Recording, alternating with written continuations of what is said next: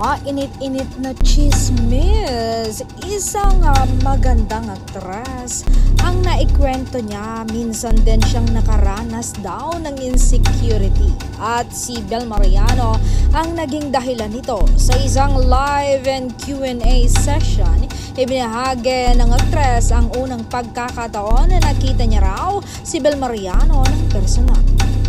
Kwento ng aktres, alam niyang maganda daw si Bel Mariano sa telebisyon pero mas iba raw ang impact nito sa totoong buhay. Habang siya ay nakaupo, pumasok umano si Bel Mariano sa venue at doon niya raw agad napansin kung gaano ito kaganda sa personal na siya mismong ikinagulat at kina-insecure niya. Pabirong ngunit diretsang sinabi ng aktres ang salitang mas guwapa.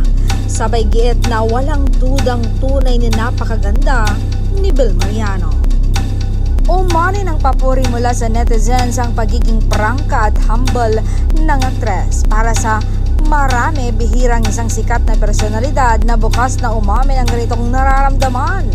Ayon sa kanila, patunay ito na kahit confident at kilala ang isang tao, normal pa ring makaramdam ng insecurity at mas nakakahanga kapag inaano ito ng totoo.